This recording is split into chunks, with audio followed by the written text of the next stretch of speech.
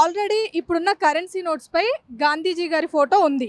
మళ్ళీ మీరు ఎందుకు ఈ కరెన్సీ నోట్స్పై అంబేద్కర్ ఫోటో ఉండాలి అని చెప్పేసి ఇలాంటివి మీరు రెడీ చేశారు, ముద్రించారు కదా, అసలు ఎందుకు ఉండాలి అనుకుంటున్నారు?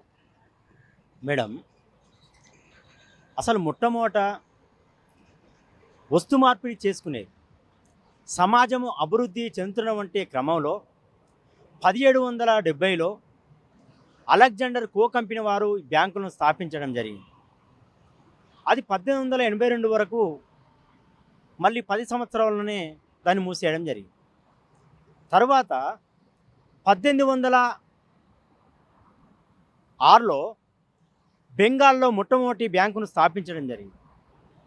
తర్వాత 1840లో ముంబైలో రెండో బ్యాంకును స్థాపించడం జరిగింది. 1843లో మద్రాసులో మూడో బ్యాంకును బ్రిటిష్ ప్రభుత్వం ప్రొవిన్షియల్ ప్రెసిడెన్షియల్ బ్యాంకును ఏర్పాటు చేసింది. ఆ బ్యాంకులలో మన భారతీయులు పనిచేస్తే జీతం ఇచ్చేటువంటి పరిస్థితి లేదు. అలాంటి పరిస్థితులలో భారతీయులందరూ సంఘటితం కావడం జరిగింది. సంఘటితం అయితే మళ్ళీ ఆ యొక్క సంఘటితాన్ని చూసి బ్రిటిష్ ప్రభుత్వం బ్రిటిష్ వాళ్ళే పెట్టుబడులు పెట్టి భారతీయుల యజమాన్యంతో 1881లో అవధి బ్యాంకును ఏర్పాటు చేయడం జరిగింది. తర్వాత 1857లో సిపాయిల తిరుగుబాటు, మొదటి ప్రపంచ యుద్ధం జరిగింది. జరిగినాక మన బ్యాంకులను మనమే రక్షించుకోవాలంటే ఉద్దేశంతో మన వస్తువులను మనమే రక్షించుకోవాలని విదేశీ పాలన వద్దు, స్వదేశీ పాలనే ముద్దన వంటి నినాదం బాగా జరగడం వల్ల అప్పుడు 1894లో లాలా లజపతి రాయ్తోని పంజాబ్ నేషనల్ బ్యాంకును బ్రిటిష్ ప్రభుత్వం మొట్టమొదట మన భారతీయులు ఏర్పాటు చేసినటువంటి బ్యాంకు. తర్వాత 1805లో స్వదేశీ ఉద్యమం మొదలైంది. 1800 స్వదేశీ ఉద్యమం, వందే మాతరం అనేటువంటి ఉద్యమం మొదలైనాక మళ్ళీ 1906లో, 1907లో, 1908లో, 1911లో bank of India, bank of Indian, అదేవిధంగా బరోడా బ్యాంకు, సెంట్రల్ బ్యాంకు, ఈ యొక్క బ్యాంకులు నెలకొల్పడం జరిగింది. నెలకొల్పినాక మళ్ళీ మొదటి ప్రపంచ యుద్ధం జరిగింది. 1914 నుండి 1918 వరకు 4 సంవత్సరాలు యుద్ధం జరిగింది. ఈ యుద్ధం జరిగినాక మళ్ళీ 1919లో జలియన్వాలాబాగ్ సంఘటన జరిగింది. 1920లో మోహన్ దాస్ కరంచంద్ గాంధీ సహాయ నిరాకరణ ఉద్యమాన్ని చేపట్టి మధ్యలోనే వదిలేయడం వల్ల సాయుధ పోరాటం ద్వారానే స్వాతంత్రం వస్తుందని భగత్ సింగ్, సుఖదేవ్, అల్లూరి సీతారామరాజు, అదేవిధంగా యుద్ధం సింగ్, లాలా లజపతి రాయ్ వీళ్ళందరూ కూడా సాయుధ పోరాటం ద్వారానే స్వాతంత్రం వస్తుందని పోరాటం చేయడం జరిగింది. ఈ మొదటి ప్రపంచ యుద్ధం వల్ల, అదేవిధంగా స్వదేశీ ఉద్యమం వల్ల, అదేవిధంగా జలియన్వాలాబాగ్ సంఘటన వల్ల ఈ దేశంలో 1,50,00,000 మంది చనిపోవడం జరిగింది. చనిపోయినప్పుడు 1921లో ఈ యొక్క నష్టాన్ని పూరించడం కోసం బ్రిటిష్ ప్రభుత్వం ఇంపీరియల్ బ్యాంకును ఏర్పాటు చేస్తుంది. విధులు నిర్వహించడంలోనే విఫలమవుతుంది. అప్పుడు డాక్టర్ బిఆర్ అంబేద్కర్ గారు రూపాయి ధన్ సమస్య పరిష్కార మార్గం వంటి పుస్తకాన్ని రాసి హిల్టన్ యంగ్ కమిషన్కు, సైమన్ కమిషన్కు, రాయల్ కమిషన్కు ఇవ్వడం వల్ల 1935 ఏప్రిల్ 1వ తారీఖు నాడు ఆర్బీఐ ఏర్పడ్డదనంటే డాక్టర్ బిఆర్ అంబేద్కర్ వల్ల. అందుకోసమే కరెన్సీ నోట్ల మీద డాక్టర్ బిఆర్ అంబేద్కర్ గారి ఫోటోను ముద్రించాలని మేము డిమాండ్ చేస్తున్నాం. మీరు అంటున్నారు నిజమే, కరెన్సీ నోట్ల మీద గాంధీ బొమ్మ ఉన్నది, కానీ రిజర్వ్ బ్యాంక్ ఆఫ్ ఇండియా స్ఫూర్తి ప్రదాత డాక్టర్ బిఆర్ అంబేద్కర్ కదా. ఆర్బీఐ ఏర్పడి 89 సంవత్సరాలు అవుతుంది, కానీ కరెన్సీ నోట్ల మీద ఆర్బీఐ స్ఫూర్తి ప్రదాత డాక్టర్ బిఆర్ అంబేద్కర్ గారి ఫోటో ఎందుకు లేదు? అందుకోసం మేము ఉద్యమించడం జరుగుతుంది. సో ఇప్పుడు అంబేద్కర్ గారి ఫోటో ఉంటే ఏమవుతుంది? అంబేద్కర్ గారి ఫోటో ఉంటే అంటే అది చరిత్ర, అది మా ఆత్మగౌరవం. అంబేద్కర్ ఫోటో ఉండాల్సిందే. ఎందుకోసం అనంటే తెలంగాణ సాయుధ పోరాటం జరిగినప్పుడు మనం ఏమంటాం? మొట్టమొదటి తొలి అమరు ఎవరంటే దొడ్డి కొమరయ్య అంటాం. మలిదశ ఉద్యమంలో అమరుడు ఎవరు అంటే శ్రీకాంతాచార్య అని అంటాం. అంతే కదా. అట్లనే ఆర్బీఐ స్ఫూర్తి ప్రదాత ఎవరు అనంటే డాక్టర్ బిఆర్ అంబేద్కర్ అనేటువంటి చరిత్రలో పిల్లలందరూ చదువుకోవాలనేటువంటి ఉద్దేశంతో చరిత్ర పక్కదారి పట్టించేటువంటి ఉద్దేశం ఉంది కాబట్టి ఖచ్చితంగా చరిత్ర ఏ విధంగానో ఉందో అదే విధంగా ఉండాలని మేము ఉద్యమించడం జరుగుతుంది. ఓకే. మీరు ఇప్పటివరకు ఎంతోమంది రాజకీయ నాయకులు అందరినీ కలిశారు కదా, ఇది మీరు ఏదైతే ఈ కరెన్సీ నోట్స్పై అంబేద్కర్ ఫోటో ఉండాలని చెప్పేసి చాలామంది రాజకీయ నాయకులను మీరు కలవడం జరిగింది. సో వాళ్ళ నుంచి రెస్పాన్స్ ఎలా ఉంది? రెస్పాన్స్ చాలా బాగుంది. ఎవరి దగ్గర పోయినా కూడా వాళ్ళు ఏమంటారు, ఈ దేశంలో ఉన్నటువంటి అన్ని ప్రధానమైనటువంటి రాజకీయ పార్టీలందరినీ కలవడం జరిగింది. అమిత్ షా గారిని కలవడం జరిగింది, అదేవిధంగా సోనియా గాంధీ గారిని కలవడం జరిగింది, రాజా గారిని కలవడం జరిగింది సిపిఐ, అదేవిధంగా సీతారాం యెచూరి సిపిఎం అతన్ని కలవడం జరిగింది. మన 2 రాష్ట్రాలకు సంబంధించినటువంటి ముఖ్యమంత్రులు గతంలో ఉన్నటువంటి కేసీఆర్ గారిని, ఇప్పుడున్నటువంటి రేవంత్ రెడ్డి గారిని కూడా కలవడం జరిగింది, జగన్మోహన్ రెడ్డి గారిని కలవడం జరిగింది. ఇట్లా దేశంలో ఉన్నటువంటి ముఖ్యమంత్రులను, రాజ్యసభ సభ్యులను, అదేవిధంగా కేంద్ర మంత్రులను మాట్లాడినప్పుడు ఇది న్యాయమైన డిమాండు, ఖచ్చితంగా వేయాల్సిందే అని అనడం జరుగుతుంది. సో మరి దీని గురించి ఇప్పుడు మీరు పార్లమెంట్ వరకు వెళ్ళారా, కలవడం జరిగిందా, అక్కడ రెస్పాన్స్ ఎలా ఉంది? పార్లమెంట్లో మేము మొట్టమొదట ఈ ఉద్యమం ఎందుకు స్టార్ట్ చేసినాం మేడం అంటే 2015లో 80 సంవత్సరాల రిజర్వ్ బ్యాంక్ ఆఫ్ ఇండియా వేడుకలు నిర్వహిస్తారు. ఎక్కడ? మహారాష్ట్ర ముంబైలో. ఈ రిజర్వ్ బ్యాంక్ ఆఫ్ ఇండియా కేంద్ర కార్యాలయం కూడా ముంబైలోనే ఉంది. ఆ యొక్క వేడుకలకు ఈ దేశ ప్రధాని నరేంద్ర మోడీ గారు ముఖ్య అతిథిగా పాల్గొంటారు. అదేవిధంగా ఆర్థిక శాఖ మంత్రి అరుణ్ జైట్లీ గారు పాల్గొంటారు. అదేవిధంగా ఆర్బీఐ గవర్నర్ రఘురామ్ రాజన్ గారు పాల్గొంటారు. వీళ్ళందరూ పాల్గొన్నప్పుడు నరేంద్ర మోడీ గారు ఏమని మాట్లాడతారంటే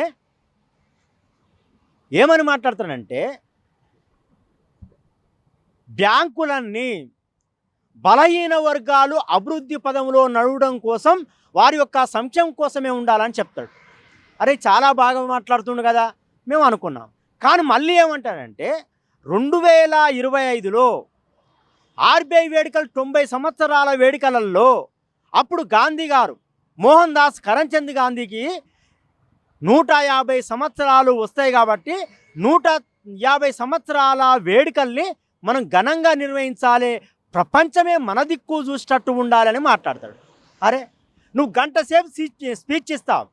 నరేంద్ర మోడీ గారు గంట సేపు ఆర్బీఐ వేడుకల్ని ఉద్దేశించి ఆర్బీఐ చరిత్ర గురించి మాట్లాడేటప్పుడు నువ్వు గాంధీ గురించి మాట్లాడతావు, అదేవిధంగా ఆర్బీఐ గురించి మాట్లాడతావు. ఆర్బీఐ మూల కారణం ఎవరు? డాక్టర్ బిఆర్ అంబేద్కర్ గురించి కనీసం మాట్లాడలేదు. అందుకోసం మేము ఏం చేశాము, కరెన్సీ నోట్ల మీద అంబేద్కర్ ఫోటో ముద్రించాలి, గాంధీ కాదు అంబేద్కర్ గురించి మాట్లాడాలని మేము అంటున్నాం. ఒక్కసారి మీరు ఆలోచించండి. 1935 ఏప్రిల్ 1వ తారీఖు నాడు ఆర్బీఐ ఏర్పడ్డది. అంబేద్కర్ గారు ఎప్పుడు పుట్టారు? 1891 ఏప్రిల్ 14వ తారీఖు నాడు పుట్టారు. అయితే అంబేద్కర్ ఏప్రిల్ 14లో పుట్టిండు, ఆర్బీఐ ఏప్రిల్ 1వ తారీఖే ఏర్పాటు జరిగింది. కాబట్టి అప్పుడే కదా మరి అంబేద్కర్ జయంతిని మరి ఘనంగా జరపాలి కదా అంబేద్కర్. అదేవిధంగా మరి గాంధీ ఎప్పుడు పుట్టిండు? 1869లో అక్టోబర్ 2వ తారీఖు నాడు పుట్టిండు. అంటే ఆర్బీఐ వేడుకలకు మోహన్ దాస్ కరంచంద్ గాంధీ పుట్టినటువంటి డేట్కు 6 నెలల తేడా ఉంది. 6 నెలల తేడా ఉంటే ఏప్రిల్ 14 నాడు పుట్టినటువంటి అంబేద్కర్ జయంతిని మనం ఘనంగా జరుపుతామా? ఆర్బీఐ ఏర్పాటు చేసినటువంటి అంబేద్కర్ గారిని ఘనంగా జరుపుతారా? రిజర్వ్ బ్యాంక్ ఆఫ్ ఇండియాకు సంబంధం లేనటువంటి మోహన్ దాస్ కరంచంద్ గాంధీ 6 సంవత్సరాల వెనుకకు పుట్టినటువంటి మన గాంధీ గారిది మరి జరుపుతారా అనే దాని మీదనే ఈ బ్యాంకింగ్ వ్యవస్థ ఎట్లా వచ్చిందని దాని మీద మేము అధ్యయనం చేసి పల్లె నుండి ఢిల్లీ దాకా పార్లమెంటు వరకు మేము కొట్లాడడం జరిగింది. పాదయాత్ర చేశాం, ప్రజా చైతన్య రథయాత్ర చేశాం, జ్ఞానయుద్ధ యాత్ర చేశాం, ఢిల్లీలో 16 సార్ల ధర్నా చేయడం జరిగింది. ఈ యొక్క ధర్నకు అన్ని పార్టీల నుండి సిపిఐ, సిపిఎం, బీఆర్ఎస్, కాంగ్రెసు, అదేవిధంగా అమలాపురం ఎంపీ చింతా అనురాధ గారు కూడా ఆ యొక్క ధర్నాలో పాల్గొనడం, అదేవిధంగా మన బీసీ సంక్షేమ సంఘం జాతీయ అధ్యక్షులు రాజ్యసభ సభ్యుడు ఆర్ కృష్ణన్న గారు, బీద మస్తన్ రావు రాజ్యసభ సభ్యులు వీళ్ళందరూ పాల్గొని పార్లమెంట్లో మాట్లాడాలని కోరడం వల్ల అమలాపురం ఎంపీ చింతాన్ రాజా గారు మాట్లాడారు. ఇప్పుడున్నటువంటి ప్రజెంట్ ముఖ్యమంత్రి రేవంత్ రెడ్డి గారు రాష్ట్రపతికి లేఖ రాయడం జరిగింది, పార్లమెంట్లో మాట్లాడడం జరిగింది. మేము యుద్ధం చేయడం వల్లనే 18 మంది ఎంపీలు పార్లమెంట్లో మాట్లాడడం జరిగింది. సో ఇప్పుడు ఈ కరెన్సీ నోట్స్పై అంబేద్కర్ ఫోటో ఉండాలి అని చెప్పేసి మీరు మాత్రమే పోరాడుతున్నారా, లేదంటే మీతో పాటు ఎవరైనా మీకు సపోర్ట్గా ఉన్నారా? సపోర్టు అందరూ ఉన్నారు. సపోర్టు ఉంటేనే మనం చేసేటువంటి ఉద్యమంలో ప్రతి ఒక్కరూ అన్ని పార్టీలు స్వాగతం పలుకుతున్నాయి, అన్ని పార్టీలు ధర్నాకు వస్తున్నారు, అందరూ ధర్నాకు వస్తున్నారు. ఇది న్యాయమైన డిమాండే అంటున్నారు. కానీ న్యాయమైన డిమాండే అంటున్నారు కానీ 554 మంది ఉంటే ఒక 18 మంది మాట్లాడారు అంటే చాలామంది మాట్లాడారు కదా.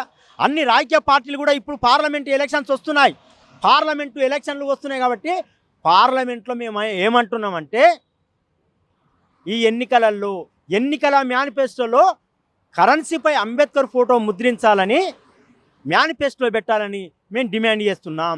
ఎవరైతే మేనిఫెస్టోలో పెడతారో అంబేద్కర్ పట్ల, భారత రాజ్యాంగం పట్ల మీకు గౌరవం ఉన్నట్టు, ఎవరైతే పెట్టారో ఎవరైతే మాట్లాడారో వాళ్ళు అంబేద్కర్ పట్ల గౌరవం లేనట్టే మేము భావిస్తాం. సో ఇప్పుడు వచ్చేసి అంబేద్కర్ ఫోటో ఉండాలి అని చెప్పి మీరు అంటున్నారు కదా. సో కానీ ఎవరైతే స్పందించాలో వాళ్ళు మాత్రం స్పందించట్లేరు, ఎన్నిసార్లు తిరిగినా వాళ్ళు మాత్రం స్పందించాల్సిన వాళ్ళు స్పందించట్లేరు అని మీరు అంటున్నారు కదా. సో మరి వాళ్ళు ఎందుకు స్పందించట్లేరు, దాని వెనక ఏముంది అంటే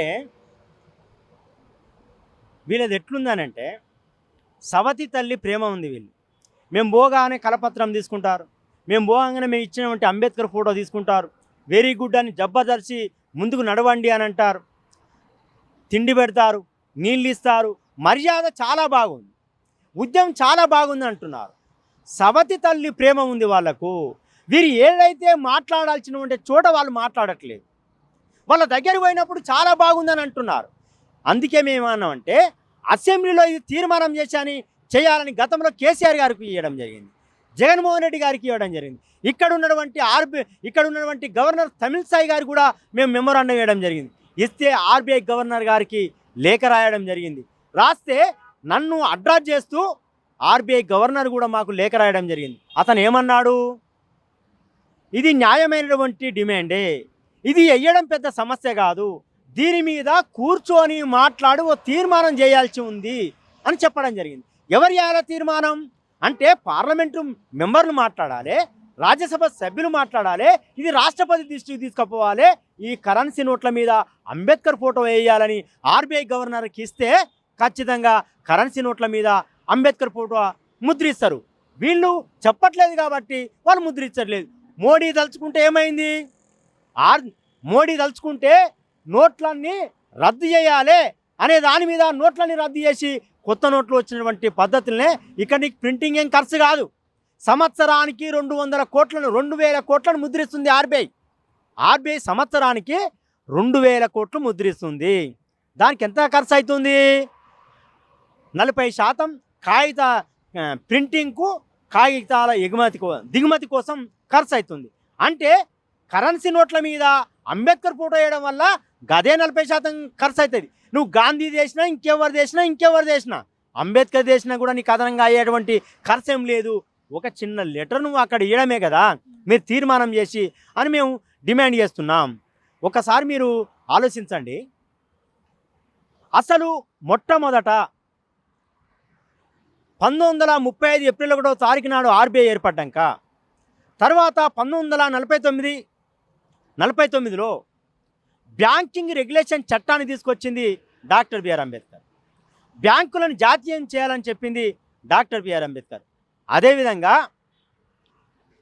భారత ప్రభుత్వ రంగ సంస్థలలో 4 సింహాల బొమ్మ పెట్టాలని చెప్పింది డాక్టర్ బిఆర్ అంబేద్కర్. అందుకోసమే మొట్టమొదట కరెన్సీ నోట్ల మీదనే 4 సింహాల బొమ్మ పెట్టారు. తర్వాత మనం పాస్పోర్ట్ ఉంటుందిగా, పాస్పోర్ట్ మీద పెట్టారు. తర్వాత అన్ని ప్రభుత్వ కార్యాలయాల్లో భారత రాజ్యాంగ ఆ పీఠికలో కూడా 4 సింహాల బొమ్మను పెట్టించింది డాక్టర్ బిఆర్ అంబేద్కర్. అప్పటి నుండి అలా పెట్టినాక తర్వాత 4 సింహాల బొమ్మనే ఉండే, తర్వాత పార్లమెంటు బొమ్మ వేశారు, జింక బొమ్మ వేశారు, ఎద్దు బొమ్మ వేశారు, ఏనుగు బొమ్మ వేశారు, స్వర్ణ దేవాలయం వేశారు, నాట్లేస బొమ్మ వేశారు, అదేవిధంగా మొక్కజొన్నల కంకి బొమ్మ వేశారు, ట్రాక్టర్ బొమ్మ వేశారు. ఇదంతా మేము దేశ సంస్కృతాన్ని మురిసిపోయినాం. కానీ 1969లో మోహన్ దాస్ కరంచంద్ గాంధీకి 100 సంవత్సరాలు నిండియని చెప్పి 5 రూపాయల మీద 10 రూపాయల మీద వేసారు. 5 రూపాయల మీద 10 రూపాయల మీద వేసినావు కదా.